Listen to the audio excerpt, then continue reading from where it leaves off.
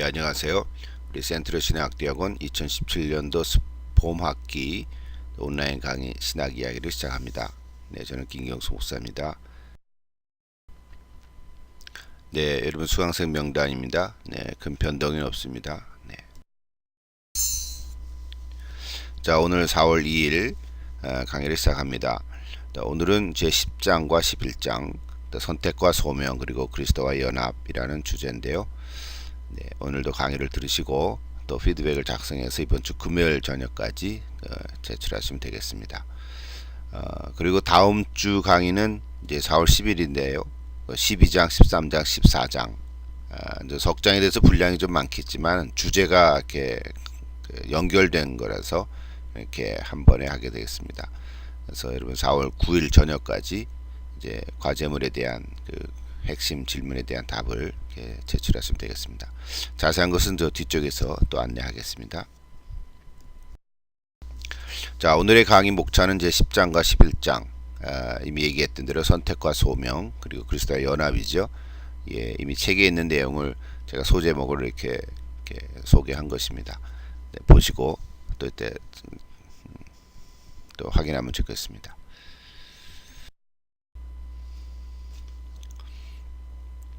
자, 오늘 구체적인 강의를 시작하죠. 오늘도 저자가 이렇게 소제목들을 쓸 때 좀 풀어서 쓰는 그런 이렇게 좀 안내를 해주고 있죠. 제 1장 저쪽 보면 논쟁의 상태다. 이제 이렇게 됐단 말이죠. 뭘 논쟁할 건가? 논쟁의 핵심이 뭔가? 뭐 이런 생각을 하지 않겠습니까? 근데 이걸 이제 전통적으로 조지 신학의 그 주제로 보면 구원론에 해당하는 부분이라고 볼 수 있어요. 구원론. 우리 나중에 계속해서 연결되는 거죠.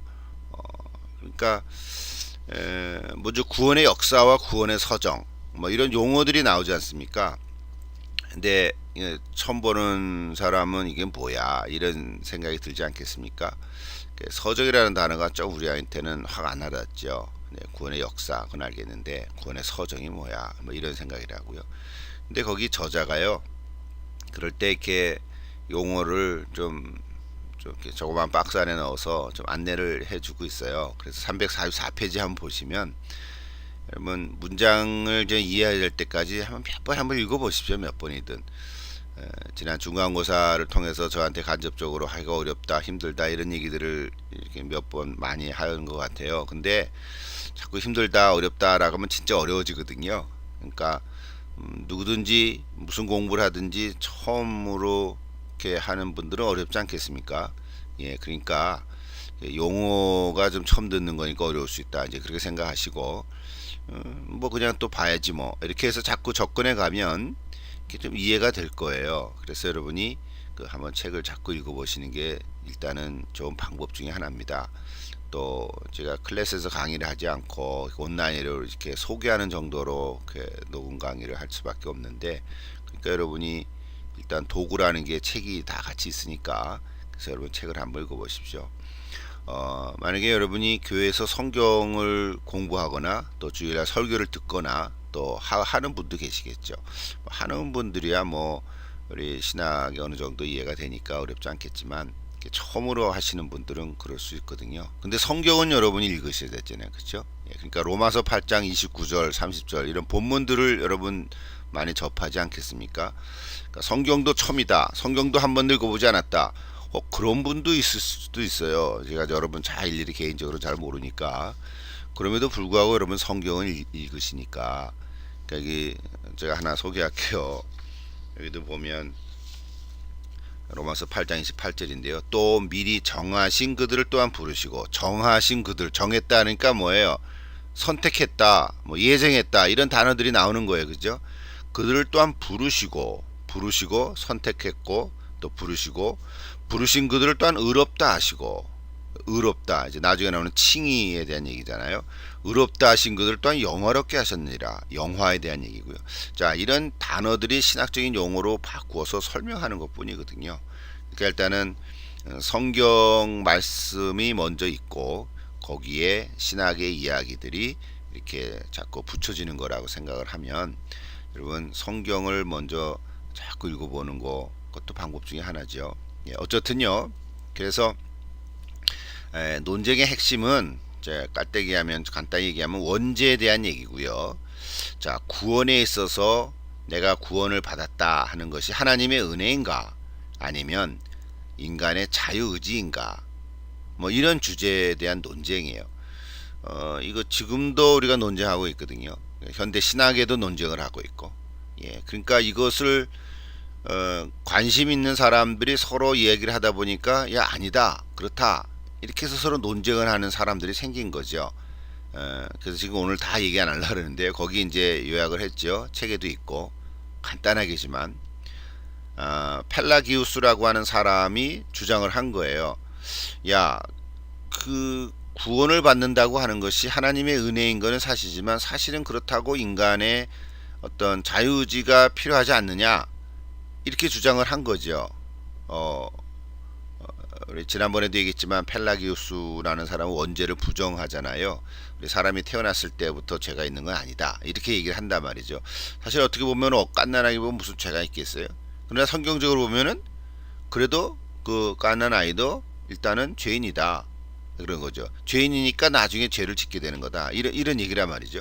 그러니까 서로 펠라기우스 주의가 됐고 그게 또 반대되는 반 펠라기우스 주의가 생기고 이런 막 논쟁들을 하기 시작한 거예요. 그래서 결국은 교회가 그 정죄를 하게 됐습니다만은 어쨌든 말이죠.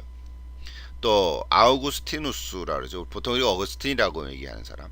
또 아르미니우스라는 그걸 알미니아라 그러죠 보통. 그러니까 어거스틴의 주장과 그거에 반대되는 또 아르미니우스주의, 그러니까 알미니안주의라고 이렇게 우리가 보통 더 말을 얘기하는데요. 이것에 대한 논쟁이 또 생기는 거죠.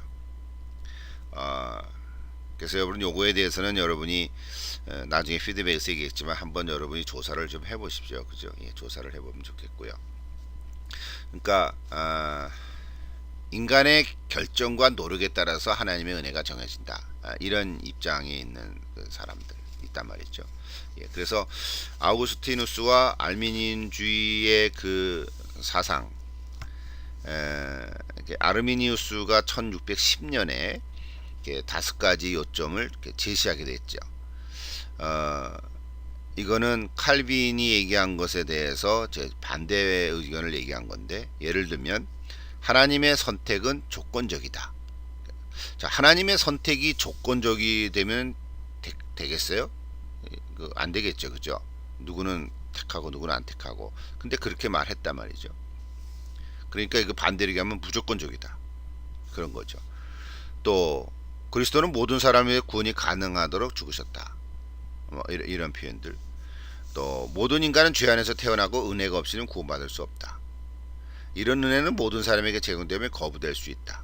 중생한 신자들은 자신의 구원을 잃어버릴 수도 있다. 요 다섯 가지를 얘기하는데 이것이 그래서 오늘 책에는 그게 안 나와요. 그래서 칼빈주의 사상 중에 다섯 가지 교리라는 게 있습니다. 그 다섯 가지 교리들을 이게 무조건적인 어떤 그 인간의 전적인 부패다. 또 그다음 무조건적인 선택이다.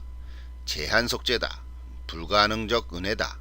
또 성도의 궁극적인 구원이다. 이렇게 다섯 가지를 얘기하거든요. 근데 요거를요 영어로 얘기하다 보니까 그 앞에 자만 따서 TULIP 이렇게 얘기하거든요.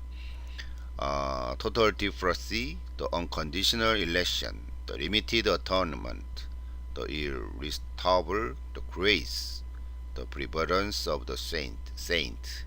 이렇게 이거를 견인이라는 단어를 쓰는데요. 그렇게 해서 다섯 가지를 얘기하거든요. 그래서 이거를 일명 뭐라 그러면 TULIP에서 튤립이라고 그래요. 그래서 여러분 이게 튤립에 대해서 한번 더 자세히 좀 알아보면 좋을 것 같은데요. 자, 그래서 그런 알미니안주의와 아우구스티누주의에 서로 얘기가 반대가 되는데, 그래서 복음적인 알미니안주의자들의 견해가 또 나옵니다. 그래서 여기서 실제로 감리교나 성결교의 견해가 상기를 나옵니다.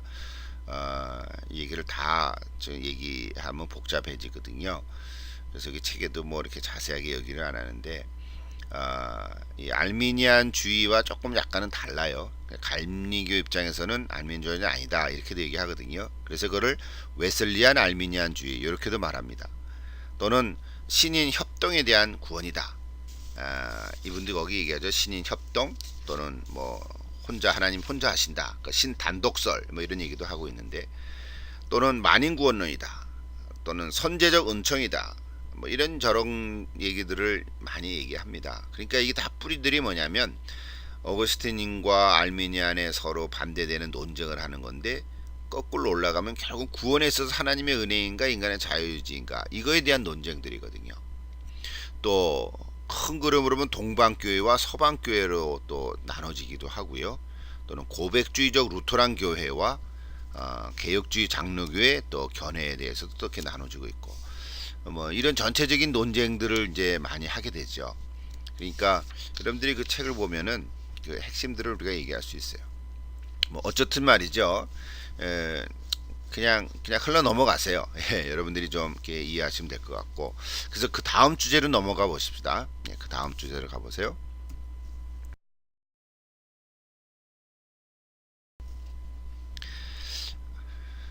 거기서 제가 피드백 과제를 하나 좀 여러분한테 소개를 했군요.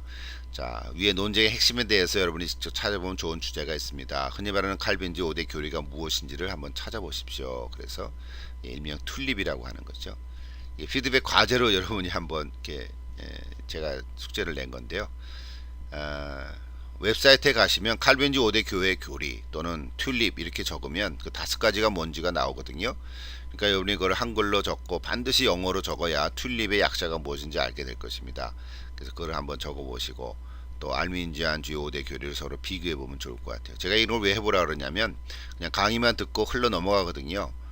그러지 말고 여러분 직접 찾아서 한번 보시면 좋겠어요. 직접 찾아서 그 5가지를 한번 적어보십시오. 적은 것을 피드백으로 써보십시오.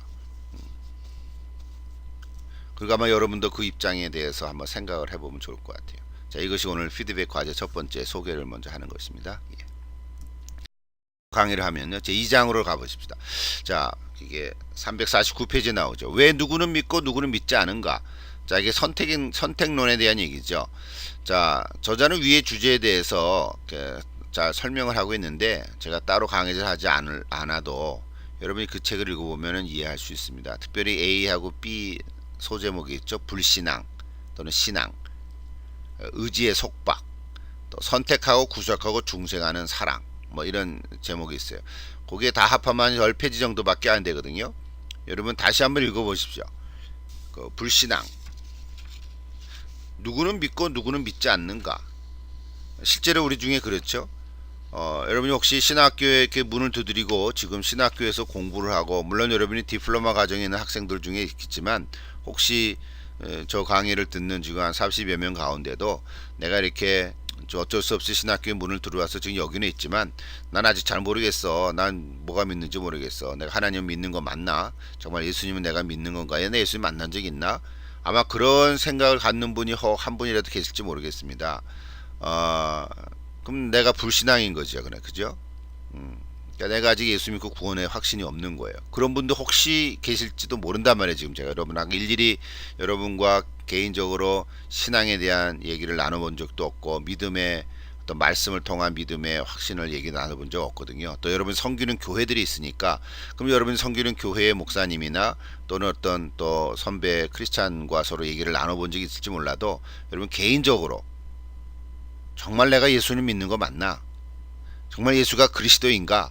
확신은 들고, 정말 성경의 하나님의 말씀인가 확실한가? 그러니까 여러분이 신학을 공부하기 이전에 먼저 내가 신앙인인가? 개인적으로 한번 점검을 해보시란 말이죠. 제가 오늘 여기서 무슨 설교를 하는 건 아니고요. 무슨 부흥의 어떤 메시지를 전하는 그런 시간들은 아니지만은, 우리 신학의 주제를 가지고 특별히 조직신학이라고 하는 좀 타이틀 속에서 우리가 적어도 전제 속에는 여러분이 다 예수를 믿고 구원을 받고 신앙이 있는 사람으로서 좀 상황 속에서 내가 신앙을 하고 있지만 뭐 힘들고 어려운, 또 열심히 하루 동안 또 일하는 분들도 계실 수 있고, 여러 가지 동기들과 상황이 다 다양한 여러분들과 함께 지금 이야기를 나누고 있는 입장에서 신학을 얘기하기 이전에 먼저 내 개인적으로 신앙이 있는가, 여러분 정말 신앙인인가, 내가 크리스찬인 거 맞는가, 그부터 먼저 전 얘가 계속 나누고 싶은 거죠. 근데 뭐 지금 나눈다고 해서 나눌 수는 없는 거지만 여러분 스스로 생각해 보라는 거죠. 저랑은 관계없이 왜 누구는 믿고 누구는 믿지 않은가?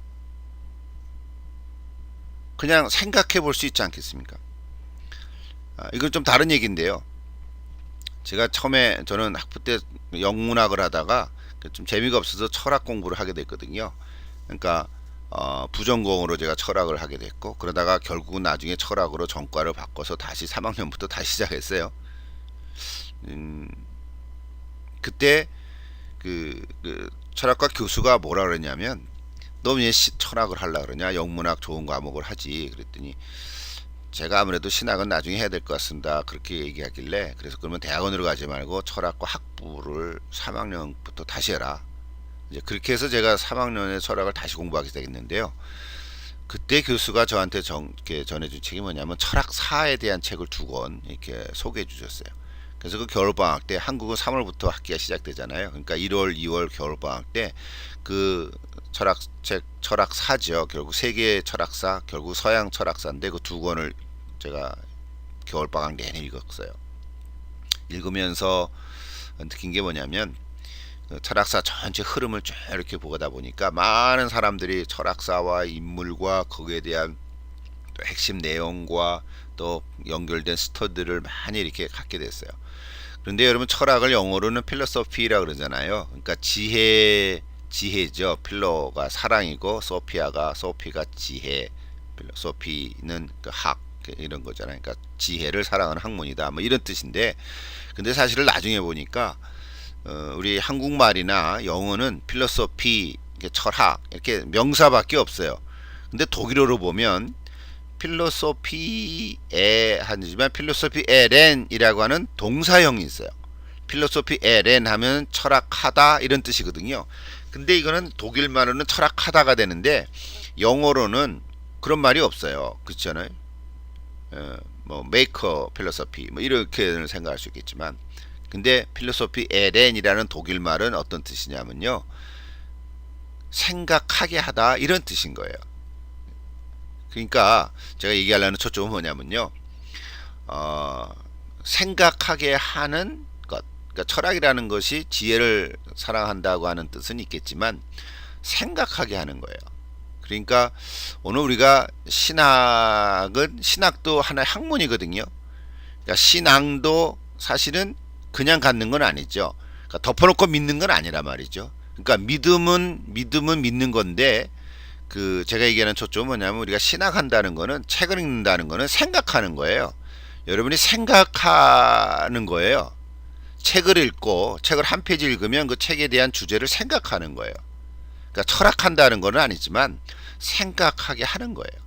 여러분이 오늘도 불신앙, 신앙, 또 왜 누구는 믿고 누구는 믿지 않는가, 이게 그냥 퀘스천이죠. 질문이잖아요. 그 여러분이 그 왜 누구는 믿고 왜 누구는 믿지 않지?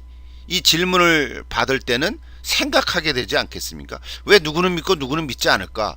왜 저 사람은 내가 예수님의 복음을 전하는데도 여전히 안 믿을까? 우리 가까운 친구인데. 근데 어떤 사람은 예수를 믿고 어떤 사람은 예수를 안 믿을까? 이게 영적인 얘기들이란 말이죠. 우리 가족들 가운데도 서로 다른 얘기하면 잘 서로 나가다가도 뭔가 영적인 얘기를 하게 되면 뭔가가 이렇게 껄끄러워요. 그죠? 그 얘기 다시 하지 마라. 또 그 얘기 하려고 그래. 뭐 이렇게 반응을 보이는 사람도 있단 말이에요. 참 이상하지 않습니까? 이 영적인 얘기들은 굉장히 달라지는 거죠. 그러니까 이거 생각하는 거예요. 왜 그럴까? 몰라. 그거 다 하나님이 알아서 하시는 거지. 뭐 이것도 생각 중에 하나죠. 정말 그런가? 저 사람 왜 안 믿지? 죄가 너무 많아서 안 믿나? 아니면 죄가 없다고 생각해서 예수님이 필요 없는 건가? 이게 다 생각하는 거거든요. 그러니까 생각하는 것이, 그 생각하는 사람들이 쓴 용어들을 먼저 써서 책으로 냈고, 그 책으로 정리된 거를 나중에 우리들이 그 책을 읽다 보니까 그 사람이 만들어 놓은 용어를 내가 이해하기 위해서 접근해 가는 거거든요. 여러분, 신학뿐만 아니라 모든 학문들이 다 그럴 거예요. 여러분, 컴퓨터 전공하는 사람도 있고, 요리학을 하는 사람도 있고, 의상을 하는 사람도 있고, 건축을 하는 사람도 있고, 뭐 모든 공학을 하는 사람도 있고, 뭐 얼마나 많겠어요, 전공 과목들이. 뭐 정치, 경제, 문화 다 얘기하죠. 경제학을 하는 사람들도 있고. 자, 그럴 때 그 학문들의 기본적인 용어들이 있고, 그 학문을 공부했던 사람들의 쓴 책들이 있고, 그 역사들이 있을 거란 말이에요. 그런 역사들에 대해서 처음으로 접하는 사람은 다 어렵죠. 그렇지 않겠습니까? 이미 한 사람들은 쉽겠지만. 그러니까 여러분들이 그동안 어떻게 지내왔고 뭔 공부를 했는지 저는 알 길은 없고요. 그렇죠? 그러나 어떤 분들은 잘하지만 또 어떤 분들은 잘한다는 말은 뭐 성실하게 접근한다는 거죠. 아, 내가 잘 모르지만 그래도 내가 열심히 해봐야지. 이런 사람이 있는 반면에 아, 난 모르겠어, 몰라, 어려워, 안 할래, 이런 태도를 가진 사람이 있단 말이죠. 그래서 여러분이 오늘 이게 서로 저랑 공부를 하는 과정 입장에서 생각을 좀 해보시란 말이죠. 왜 누구는 믿고 왜 누구는 믿지 않지? 예, 이거에 대한 생각을 여러분이 해보십시오. 제가 오늘 여기 A하고 B 난에 대해서는 강의를 안 하려고 그래요. 책을 그대로 읽으십시오. 읽어보십시오. 불신앙, 의지의 속박, 이건 뭐야, 이게 무슨 말을 할줄라 그러는 거야 하면서 읽어보란 말이죠. 그 세 페이지밖에 안 되지 않습니까? 또 B항에는 신앙, 선택하고 구속하고 중생하는 사람, 예, 사랑이죠, 사랑. 예, 이것도 뭐 한 7, 8페이지밖에 안 되는 거예요. 한번 읽어보십시오. 거기엔 거듭남이 뭐고, 그렇죠? 하나님의 예정은 또 뭐라 그러는 거고, 이 얘기들을 제가 강의를 할 수 있는데 요약해서 할 수 있지만 그거하고 뭐 관계 있어요. 여러분이 직접 한번 책을 다시 읽어보십시오. 이미 읽어본 사람은 또 고맙고요. 또 또 그 뭐죠? 퀘스천 앤 앤서 과제도 하신 분들은 참 잘하셨는데, 그것도 퀘스천 앤 앤서 과제를 위해서 책을 읽는다, 그렇게만 또 하지 마시고요. 그 질문에 대해서 질문에 답하기 위해서 책을 읽는다, 그렇게만 생각하니까 얼마나 따분합니까? 그러지 마시고요. 정말 이게 관심이 있는가? 정말 여러분은 관심이 있습니까? 재미는 없을지 모르지만 관심은 있습니까? 근데 재미가 있어야 또 관심이 생기는 거 아니겠어요? 근데 이런 질문에 대해서 재미가 있냐 말이죠. 왜 누구는 믿고 누구는 믿지 않지? 왜 내 친구 저 친구는 예수를 잘 믿는 것은 나는 왜 아직도 믿음이 이렇게 왔다리 갔다리 하지? 왜 그런 거예요? 여러분 왜 그러세요? 생각해 보시라고요. 거기에 대해서 A항과 B항을 한번 직접 읽어보십시오. 예정에 대한 얘기도 나오고 그렇습니다. 그 세 번째 주제는 아래와 같아요. 세 번째 주제는 유효적 소명과 강권의 문제. 이것도 단어가 어렵죠, 그죠?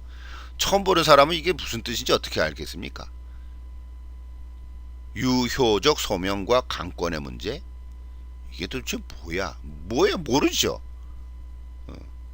저도 이 책을 지난번에도 얘기했죠.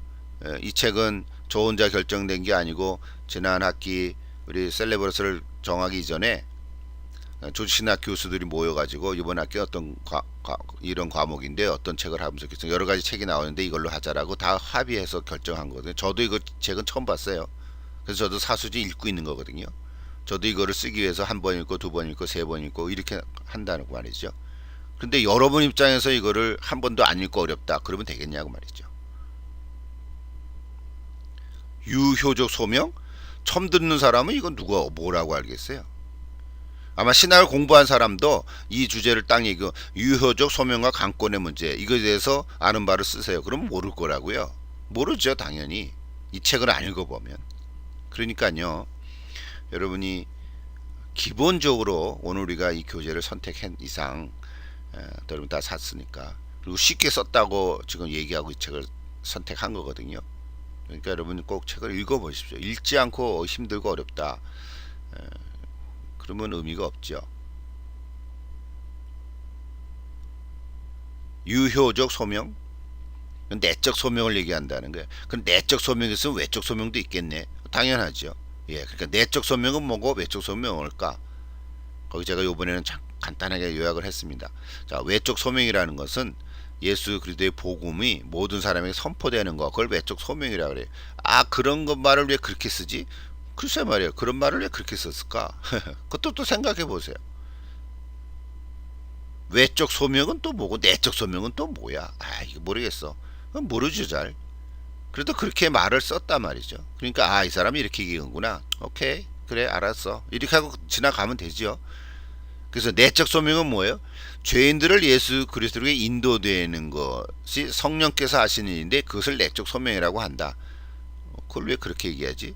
그렇게 얘기했다는 거죠. 그리고 이거를 전통적으로 개혁주의 신학에서는 유효적 소명 이렇게 언급해 왔다는 거예요. 그러니까 그렇게 알고 그냥 그 단어를 이해하면 되잖아요. 그죠? 자, 다시 내적 소명이란 다 죄인들이죠. 예수 안 믿는 사람들에게 처음에 아직도 예수 안 믿는 사람에게 예수가 그리스도입니다. 예수를 믿어야 구원 얻습니다. 예수를 믿으면 하나님의 자녀가 됩니다. 이런 걸 복음을 선포한 거를 외적 소명인데, 그런데 그거는 복음이 선포됐지만 모든 사람에게 선포됐지만 아니 모든 사람은 많은 사람에게 선포됐지만 많은 사람이 다 믿는 건 아니잖아요. 그러면 그 믿는 사람에게는 뭐가 생겼냐면 내적으로 성령께서 역사하셨다는 거예요. 그를 내적 소명, 유효적 소명이라는 거예요. 그러니까 겉으로 복음이 전파됐지만 실제로 믿는 거는 10사람 중에 2사람일 수밖에 없다. 2사람일 수도 있다는 거예요. 그럼 왜 2사람에게만 믿게 됐는가? 그건 수수께끼죠. 하나님의 역사지만. 그래서 누구는 믿고 누구는 믿지 않는가? 그건 하나님의 소관이야. 하나님의 은혜를 주신 거야. 그럼 어떤 사람에게 은혜를 주고 어떤 사람은 안 줄까? 계속 질문이 나올 거 아니겠어요? 그 질문 나오는 거에 답을 하다 보니까 이번 주제가 그런 얘기예요. 10장, 11장, 나중에 12, 13, 14장까지 계속 가는 것입니다. 이거를 칼빈주의적으로 표현하면 불가항력적 은혜다 이런 얘기를 한 거야. 불가항력은 또 뭐야? 이거는 어쩔 수 없는 거죠. 하나님의 은혜를 받을 수밖에 없는 거예요.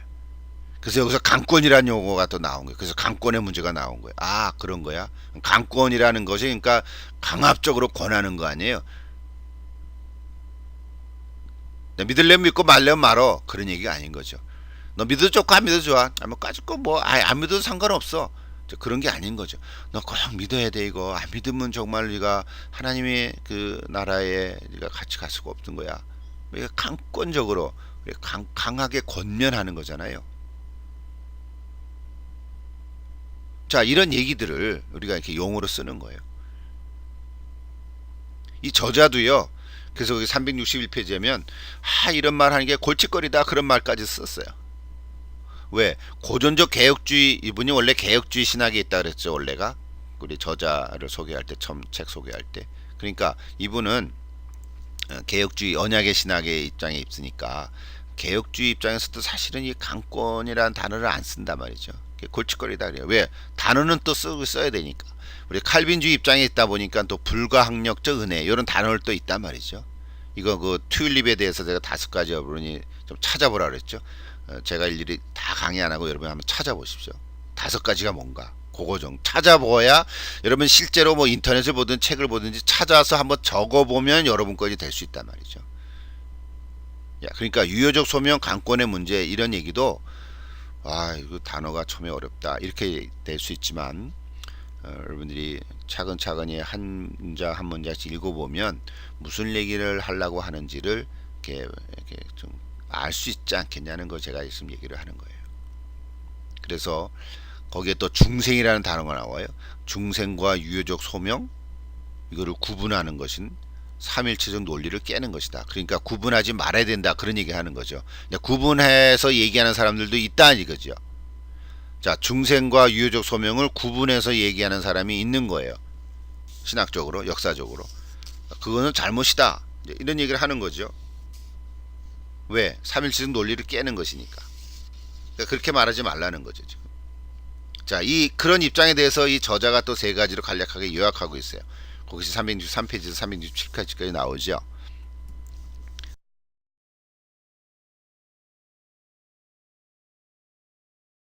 자, 한번 가보십시다. 이것도 제가 그냥 제목만 쓰려다가 이렇게 한 문자로 소개를 한 건데요. 자, 363페이지부터 364페이지까지 첫 번째 요약. 거기 나오죠. 간략한 요약을 제공한다 그랬어요. 중생은 성경에서 중생의 대상에 대한 주권적 주제 행동으로 언급되지 않으며 새로운 원리의 주입이 아니라 오히려 성자 안에서 성부에 의해 우리에게 언급된 구원의 말씀이 우리 안에서 효과적이게 하시는 성령의 사역의 결과로 묘사된다. 여러분 한 번 읽었는데 알아들었어요? 잘 모르겠죠. 그럼 한 번 더 읽어보시면 되죠. 자, 괄호에 넣고 주어, 동사, 목적어 간단한 것만 탁 보면 뭘 얘기하려는 거예요? 중생이란 성령의 사역의 결과다. 그런 뜻이죠. 성령의 사역의 결과, 성령께서 하시는 일에 대한 결과다. 근데 그것이 뭐예요? 예수 그리스도 안에서 하나님 성부에 의해서 우리에게 언급된 구원의 말씀, 즉 복음이 전파되는, 그죠? 구원의 말씀이 우리 안에서 효과적으로 역사하려고 하는 것에 성령께서 하시는 일의 결과가 쭉 중생이다. 그런 게 중생은 한자어잖아요. 거듭난, 그런 것과 똑같죠. 그래서 이 중생과 앞에서 얘기했던 유효적 소명, 이거를 따로 구분해서 하지 말자, 즉 그런 얘기를 하는 거죠. 그러니까 중생이나 유효적 소명 같은 나라인데, 성령 안에서 성령으로, 성자 안에서 성령으로 말미암는 성부의 사역이다. 삼일체의 역사다. 그런 얘기를 하려고 하는 거죠. 그러니까 쉽게 얘기하면 이분이 왜 이런 얘기를 지금 풀어서 설명하냐면, 역사적으로 자꾸 따로따로 얘기했단 말이죠. 중생 따로, 유효적 소명 따로. 그러니까 그런 거는 그거는 바른 얘기가 아니다. 지금 그런 입장에서 얘기하는 거예요. 또 두 번째로 보면요, 성령이 유효적으로 복음을 통해 우리를 부르실 때 우리를 중생시키는 것은 하나님의 말씀이다. 그러니까 뭐냐면, 하나님의 말씀이 없이 성령께서만 역사한다, 그런 거 아니라는 거죠. 우리 지난번에 얘기했던 것 같은데, 성령론 할 때 잠깐 얘기했죠. 성령은 독자적으로 사역하지 않는다. 그 얘기를 여러 번 한 것 같아요. 기억납니까? 성령께서는 항상 예수 그리스도를 존귀케 하신다. 그런 얘기 했죠. 그러니까 성령께서, 예를 들어 친구가 나한테 복음을 전했어요. 그 성령께서 역사를 하시는 거예요. 그런데 나를 중생시키는 거는 성령께서 하시지만 구체적으로는 하나님 말씀이 하신다는 거죠. 그러니까 성령께서는 말씀을 통해서 역사하시는 거죠. 그러니까 말씀이 있어야 돼요. 그러니까 우리가 말씀을 읽죠. 성경이 여러분 다 갖고 있잖아요. 성경을 펴서 읽을 때 그는 글씨잖아요. 문장이고 글이고. 근데 그 글을 통해서 내가 깨달음이 되는 건 성령의 역사하심이잖아요. 자, 이렇게 해석하면 쉽죠. 그런 말들을 우리가 많이 들었으니까. 말씀을 읽고 그 말씀을 읽는데 그 성경 말씀을 깨닫게 해주시면 성령께서 하시는 거다. 그런 얘기 하는 거잖아요. 바로 그 얘기를 지금 하는 거죠. 근데 이거를 신학적으로 용어로 이렇게 앞뒤로 그냥 간단하게 한 말씀 하는 게 아니라 쭉 연결해서 이렇게 풀어가는 걸로 하는 거죠. 그러니까 자꾸 여러분이 접근해서 이해가도록 해보세요. 또 세 번째도 마찬가지. 거듭남이란 말씀을 듣는 데서부터 일어난다. 당연하죠. 특별히 로마서 10장을 보면 여러분 잘 인용하는 거죠. 믿음은 들음에서 나며 들음은 그리스도의 말씀으로 말미암느니라.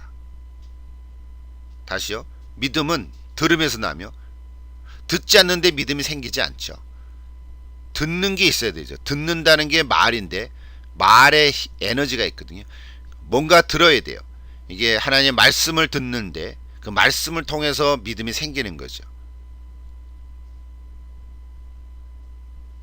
여러분 스위스에 가본 적이 있습니까? 저는 가보지 못했는데 가고 싶은 마음이 있어요. 근데 가보진 못했지만 거기 갔던 사람들의 얘기는 들었다고요. 그러면 그 사람의 얘기를 내가 듣는 거죠. 들으면 스위스라는 것이 이런 거구나 하는 얘기를 알게 되죠. 아니까 그 사람의 말을 믿는 거죠. 그러니까 들음 듣는 거예요. 믿음은 들음으로부터 나와요. 저희가 뭐가 있대, 그 사람의 말을 듣고 차를 타고 부르는 가는 거예요. 움직이는 행동이 나오는 거죠. 여러분 믿음이라는 거는 들음에서 나오는 거예요. 그런데 오늘 말하는 믿음은 그냥 믿음이 아니고 구원에 대한 믿음이니까 그 믿음은 말씀을 들으면서 나오는 거죠. 들으면 그리스도의 말씀으로 말미암느니라 그랬어요. 그러니까 하나님의 말씀이 말씀인데 그냥 글씨가 아니라 그거는 사람을 변화시키는 놀라운 성령의 역사하심으로 구원하게 하고 사람을 변화시키는 힘이 있는 거죠. 그것이 능력이죠. 그러니까 로마서 10장 17절이죠. 믿음은 들음에서 나며 들음은 그리스도의 말씀으로 말미암느니라. 오늘 이 강의를 듣는 여러분, 제 강의는 여기 지금 조직신학의 주제로 그냥 녹음 강의하고 끝나지만, 여러분 성기는 교회 목사님 매주 설교를 들을 거 아니겠습니까? 또 주중에도 성경 공부를 하고 참여할 수도 있고요. 믿음은 들음에서 나고 들음은 그리스도의 말씀으로 말미암느니라. 이 한 절 갖고 구원받는 사람들도 있는 거죠. 자, 그러니까 거듭남이라는 것은 말씀을 듣는 데서 일어난다. 지금 이 얘기하는 거예요. 이 얘기를 왜 하는 거죠 지금? 중생과 유효적 소명은 동의어로 간주한다. 그 입장을 옹호하는 거예요. 이게 맞다, 그런 얘기를 하는 거죠. 이게 맞다.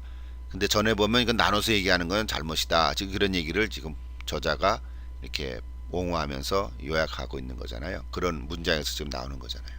예, 그러니까 다시 언급하자. 이런 표현들이 생소하고요. 신학적인 용어로 인해서 이해하기 어렵다고 하는 자는 먼저 아래 성경 구절을 읽어보기를 권합니다. 제가 이렇게까지 얘기했어요. 요한복음 6장 44절. 요한복음 6장 전체를 여러분 한번 읽어보십시오. 여러분 요한복음을 읽어본 적이 있습니까? 정직하게. 요한복음을 읽어본 적이 있습니까? 요한복음 1장부터 21장까지인데 요한복음을 읽어본 적이 있습니까? 오늘 특히 요한복음 6장을 한번 전체를 읽어보십시오. 오늘 강의를 끝나고 나서 따로 시간을 한번 내서 그냥 두루룩 읽으면은 2분이면 읽을 거예요. 하나하나 차근차근 읽어도 5분이면 읽을 거예요. 6장을 한번 읽어보십시오. 그리고 그 6장의 말씀을 내가 이해할 수 있는 부분이 있고 이해되지 않는 부분이 있을 거예요. 단어를 모르는 것과 있을 수 있으면 거의 다 단어를 모르는 건 없을까 우리나라 말인데.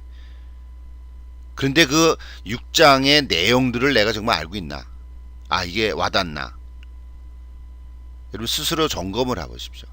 뭐 신학을 하고 말고를 다 떠나서 또 로마서 10장 17절도 읽어보고요. 조금 아까 소개한 거죠. 그리고 빌립보서 1장 12절 13절도 한번 읽어보십시오. 적어보십시오. 성경 구절인데 이 성경 구절의 주제가 뭔가?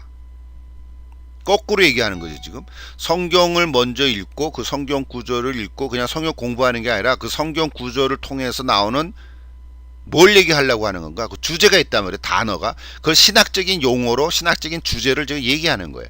그러니까 우리 조직신학은 성경 공부를 하는 건 아니지만 그 근거가 다 성경에서 얘기 나오는 거죠.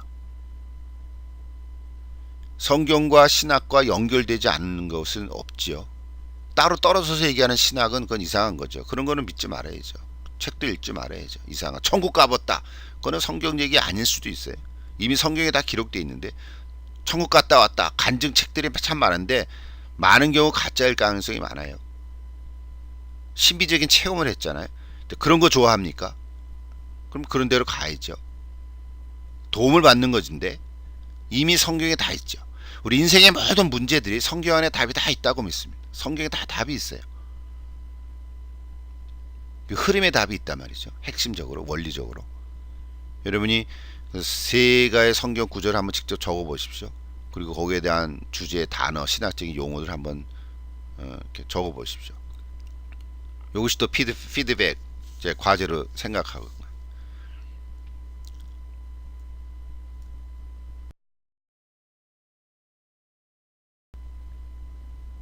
예, 그 다음에 세 번째 주제로 나갔죠. 회심이라는 단어를 썼어요. 회심. 여러분 회심이란 말을 참 많이 쓰죠. 회심. 회심이 뭘까? 회는 회개죠. 심은 믿음이죠. 회심은 회개하고 믿는 거예요. 아, 회심이 회개하고 믿는 거구나. 당연한 단어죠. 회개하고 믿어라. 그게 복음이죠. 아, 복음이 아니라 복음을 선포하는 메시지죠. 자, 오늘 이 세브레스 세 번째 소제목의 핵심은 뭐냐면요.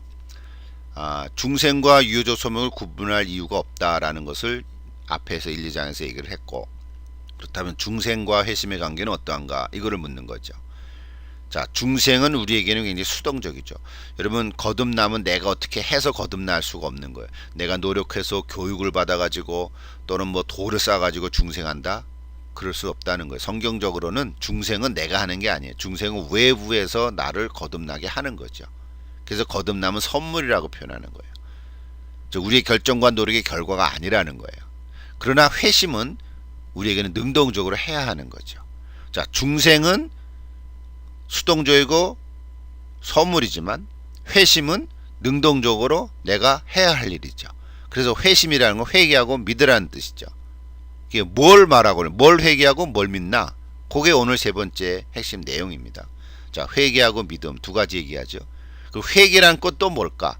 마음의 변화다 이렇게 말을 하는데 회개라는 건 또 뉘우침과 돌이킴이죠. 한자 말로 하면 그렇잖아요. 반성한다는 거잖아요. 뉘우친다. 회는 돌이킨다는 뜻이죠. 그러니까 뉘우치는 건 반성만 하는 거예요.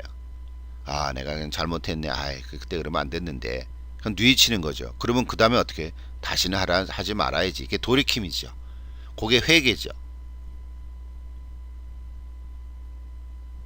여러분 회개했습니까? 이렇게 물어보는 거죠. 또는 회개하십시오. 이렇게 요청하는 거죠.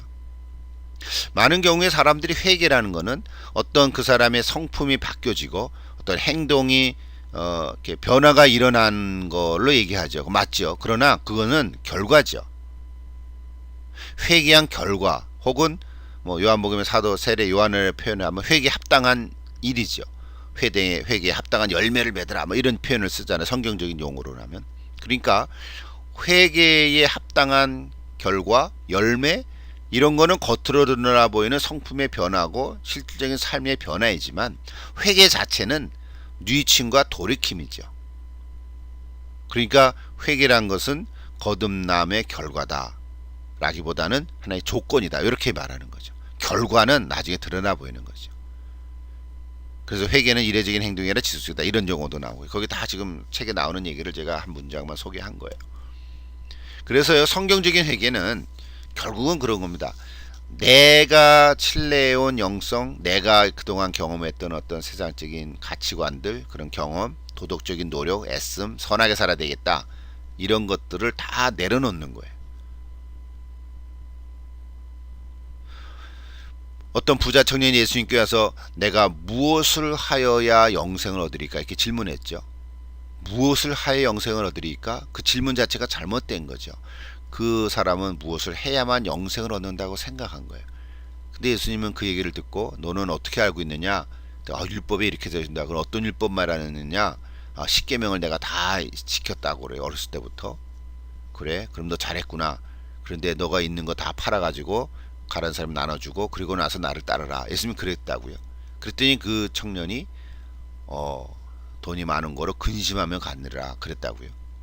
그러니까 잘 보세요. 율법을 잘 지켰다고 내가 무엇을 하여야 영생을 얻으리까? 그는 질문이 잘못된 거죠. 무엇을 하면 영생을 얻겠습니까? 아무것도 할 수가 없어요.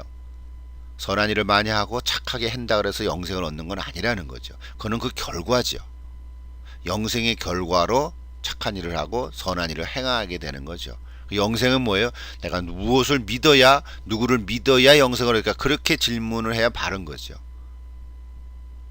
우리 성경적 회개는 내 자신을 내려놓는 거죠. 거기에 중심에 나를 놓는 게 아니고 예수 그리스도를 놓는 거. 그게 회개죠. 회개에 대한 얘기를 우리 신학적으로 지금 하고 있는 건데요. 이 회개는 얼마나 많이 여러분이 듣고 또 말하고 이해하고 그래 어떤 얘기입니까? 한번 다시 정리를 해보십시오. 요 하나만이라도 회개는 뉘우침과 돌이킴이다 그런 거죠. 그리고 우리 나타난 행품이나 변화된 것은 결과다 이렇게 표현하는 거죠. 그러면 믿음에 대해서는 뭐라고 얘기해요? 여러분 잘 아는 대로 믿음의 정의는 히브리서 11장 1절에 나오죠. 믿음은 보이는 것들의 실상이요 보이지 않는 것들의 결과다. 바라는 것들의 실상이요 보이지 않는 것의 뭐예요?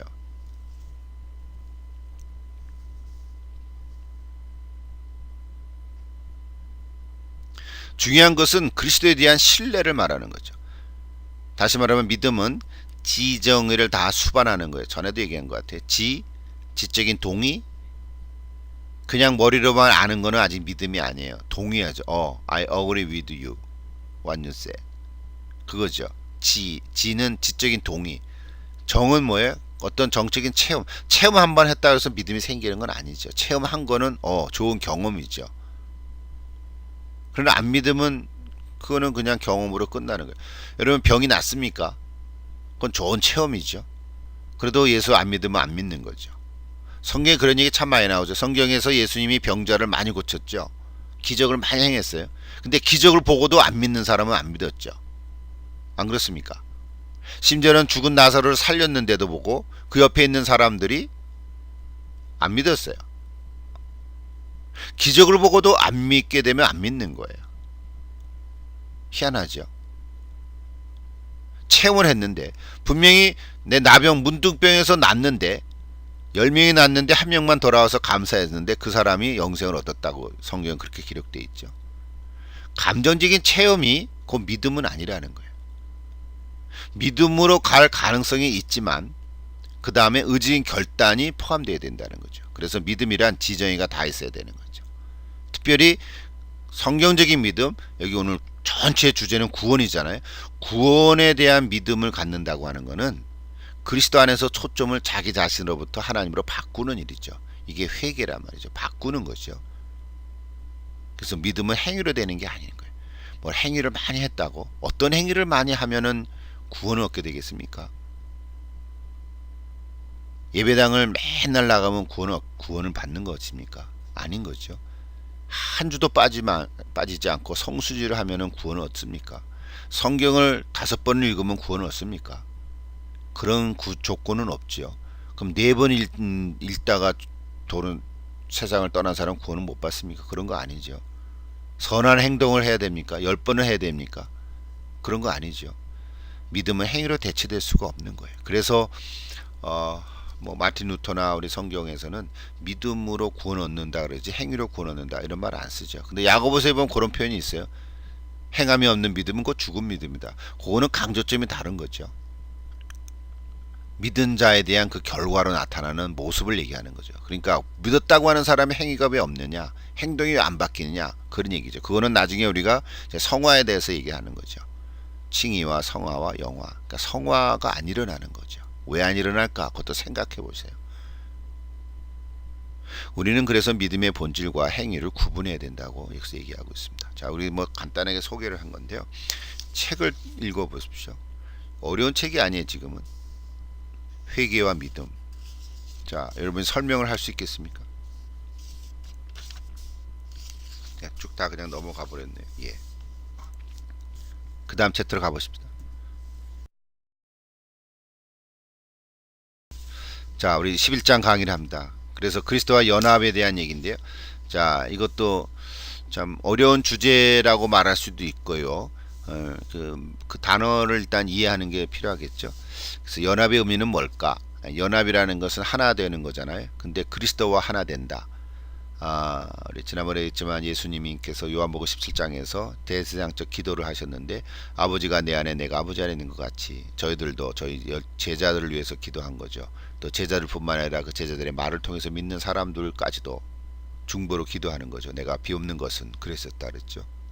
그러니까 아버지가 내 안에 내가 아버지 안에 있는 것 같이 저희들도 나와 함께 하게 하여 주옵소서. 이게 그리스도의 연합이죠. 내가 내 안에 내가 내 안에 있으면 이 사람은 과실을 많이 맺나니 나를 떠난 사람은 내가 아무것도 할 수 없느니라. 요한복음 15장에 포도나무 비유 가지에서 많이 나오는 구절들이죠. 저에게 연합되면 하나 된다. 여러분 하나 된다 해서 내가 예수님은 아니잖아요. 또 이렇게는 얘기할 수 있겠죠. 우리가 작은 예수다. 이렇게 그거는 강조해서 얘기하는 거죠. 지금은 고인이 됐지만 여러분 제자 훈련에 그 참 평생을 들인 옥하는 목사님의 그 책 중에 그런 표현이 있어요. 작은 예수가 되는 거다. 우리가 다 작은 예수가 되는 건데 이게 쉬운 일이 아니죠. 내가 예수가 된다. 내가 예수처럼. 어떤 사람을 보고 저 사람 예수님 같아. 여러분 그런 말 듣습니까? 예수님 같아? 예수님 같다? 예수님의 어떤 성품을 닮아가고 정말 우리가 예수님과 같아지려고 애를 쓰는 거죠. 그렇다고 내가 예수님은 안 되는 거죠. 예수님이 되는 건 아니죠. 그럼 연합의 의미가 뭘까? 지금 이런 얘기하는 거죠. 근데 성경적으로 보면요. 그리스도 안에서 우리가 선택을 받고 앞에 선택을 받고 그리스도 안에서 구속을 받은 우리가 믿음을 통해서 성령으로 말미암아 그리스도께 연합되는 놀라운 실제를 말하는 것이다. 그 연합의 정의를 얘기하는 거예요. 지금 연합은 이런 거다. 그리스도와 하나 되는 경험을 하는 거죠. 그 말은 뭐냐면 성령님이 내 영 안에 임재하고 거주하는 거죠. 성령님이 내 안에 계시기 때문에 이제 예수님이 내 안에 계신 것과 같은 거죠. 예수님은 부활해서 승천해서 하나님 우편에 계시지만 성령 보혜사 성령이 우리 안에 거하심으로 말미암아 내 안에 예수님이 계신 것 같은 내가 이렇게 좀 느끼는 거죠. 이제는 빼도 밥도 못하는 거죠. 예수님이 예배당에 계신 게 아니죠. 예수님이 우리가 아는 예배당 앞에 그 강대상에 그 바로 십자가 아래 거기 계십니까? 이스라엘 백성들은 그렇게 생각했었죠. 성전, 솔로몬 성전을 지어놓고 그렇게 생각했었죠. 처음부터 그렇게 생각한 건 아니었어요. 이스라엘 백성들도 하나님이 온 우주 만물을 다 다스리고 온 세상에 다 계신다고 생각했어요. 근데 막상 멋있게 호화스럽게 성전을 건축하다 보니까 하나님이 거기 계신 거야 하고 하나님을 제안해 버렸어요. 근데 나중에 바벨론이 쳐들어와서 성전을 파괴하지 않았습니까? 포로로 잡혀갔어요. 어떻게 하나님이 계신 성전이 파괴됐었는가 생각하게 됐죠. 그랬더니 아하, 하나님이 여기도 계시구나 깨닫게 됐죠. 그래서 다시 포로에서 돌아와 가지고 성전을 성전 재건을 했는데 수립바벨 성전이죠. 그리고 나중에 46년에 걸쳐서 헤롯 성전을 만들었거든요. 그 헤롯 성전이 뭐예요? 예수님이 당시 때 오셔서 할 때 그 성전이 예루살렘 성전이 헤롯 성전이라 그래요. 46년 동안 걸쳐서 지었다 그랬거든요. 근데 예수님이 뭐라 하셨냐면 이 성전을 헐어버리라, 내가 3일 만에 다 짓겠다 그래서 3일 만에 그 유대인들이 이해가 안 돼. 대제사장들이 야, 이게 나이가 몇인데 이게 46년이 걸친 성전을 네가 다시 세우겠느냐? 네 나이가 30밖에 안 되는데. 그때 예수님의 그 말씀의 핵심이 뭡니까? 이제는 손으로 돌로 만든 성전 저거가 아니라 내가 성전이다. 예수님 자신을 성전으로 삼으신 거잖아요. 그러니까 예수님 자신이 이제 성전이 된 거예요. 그래서 예수님께서 이걸 허라, 그럼 내가 3일 만에 다시 짓겠다. 지금은 성전 개념이 없습니다. 그렇죠? 지금은 성전 개념이 없어요. 우리가 예배드리는 예배 장소, 그거는 예배당이죠. 전에도 교회로 할 때 이게 예배당이라 그랬죠. 예배당, 예배 처소예요. 이제 성전은 어디냐면 바로 예수 믿는 사람들, 여러분과 저의 심령 가운데 성령이 거하시니까. 고린도서 3장 16절이죠. 성령이 너희 안에 거하신 줄을 너희가 알지 못하느냐. 이제는 성전이 내 심령 안에 있어요. 여기가 성전이에요. 여러분, 예배당이 성전이 아니에요. 내가 성전이죠. 이것이 연합이에요. 그리스도와 연합되는 놀라운 실제를 경험하는 거예요. 여러분, 이것을 체험한 사람이 어디를 가도, 그러니까 예수님 함께 가시는 거죠. 어디를 가도 예수님과 함께 하시는 거예요. 지금 내가 일을 하더라도 일을 하는 순간, 공부를 하든 책을 읽든 사람과 대화를 하든 예수님 나와 늘 함께 하시는 거예요. 그냥 옆에 계신 정도가 아니에요. 동행한다는 게 이제 옆에 계신 게 아니에요. 내 안에 아예 들어와 계신 거예요. 들어와 있으니까 이거는 빼도 박도 못하는 거예요. 어디나 계세요. 뭐 CCTV를 찍는 게 아니에요. 내 안에 계시는 거예요. 이게 연합이에요. 내가 예수님은 아니지만 예수님을 내가 모시고 살아가는 그런 의미인 거죠. 자, 이런 것을 이제 구원에 비춰서 여러 가지로 표현합니다. 그 다양한 국면이겠죠. 측면, 어떤 관점. 첫째는 사법적이다. 그러니까 사법적이라는 법적을 얘기하는 거죠. 법적으로는 빚, 죄의 빚을 졌다.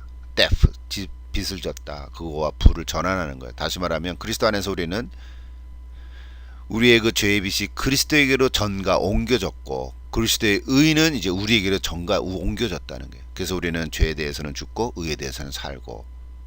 로마서에 있는 말씀들이죠. 여러분, 로마서도 읽어본 적이 있습니까? 죄에 대해서는 죽고 의에 대해서는 살고. 이게 사법적으로 연합의 의미죠.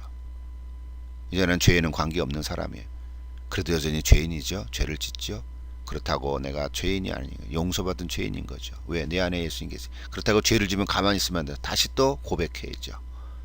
어쨌든 그리스도의 의가 우리에게 전개됐고, 우리의 죄의 빚이 그리스도에게로 전가되었다.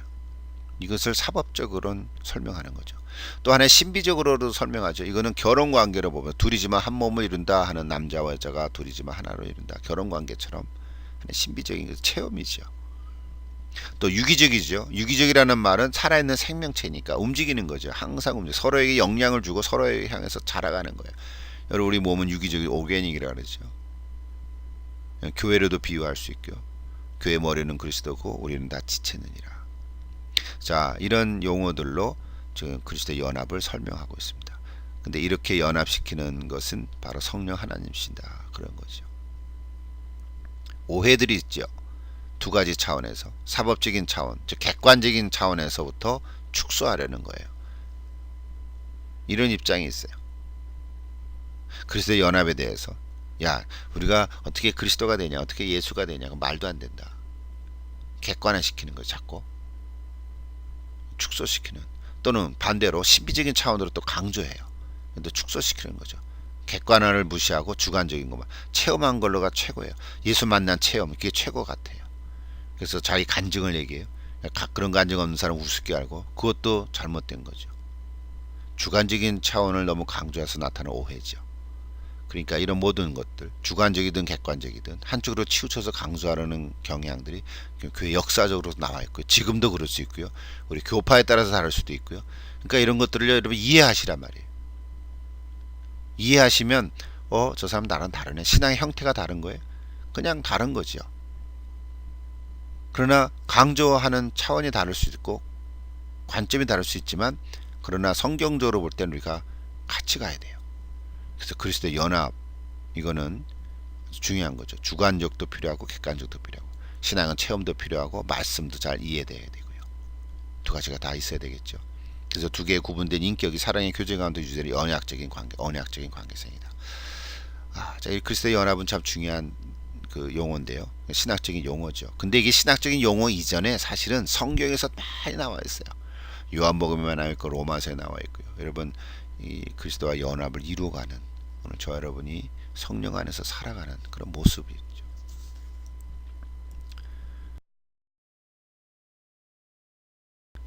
자, 오늘 강의는 마치고요. 피드백 과제물 두 가지 우리 앞에서 다 얘기한 건 했는데요. 자, 강의록 38-3페이지에 언급했던 칼빈주의 5대 교리를 무엇인지 한번 적어 보십시오. 책에는 안 나와요. 제가 아까 잠깐 언급만 했는데 구체적으로 정확하게 여러분이 찾아보십시오. 인터넷 두드리면 그대로 나와 있고요. 나오는 거 그대로 베껴서도 좋은데요. 여러분이 글씨로 한번 타이핑을 써보세요. 칼빈주의 5대 교리가 뭔가. 근데 일명 TULIP 튤립이라 그러거든요. 튤립 꽃이잖아요. 뭐죠? 튤립 꽃이죠. 꽃. 그 튤립이라고 우리가 말을 그냥 하는데 영어의 알파벳 5가지를 따가지고 튤립이라 그러거든요. 근데 그게 뭔가를 여러분 적어 보십시오. 영어로 먼저 적으십시오. 그러면 TULIP 약자의 영어가 있거든요. 그걸 적고 한글로 적은 다음에 내용을 간단하게 서술해 보세요. 자, 이게 칼빈주의 5대 교리인데요. 지금 알미니안 주인이 그거에 대해서 반대 입장을 얘기한 거거든요. 그러니까 이 저자도요. 우리가 칼빈을 우리가 참 귀한 신학자라고 보지만 칼빈의 얘기가 다 100% 우리가 다 동의하지 않을 수 있거든요. 또 동의해서 안 되는 것들도 있고요. 오해되는 부분도 있고.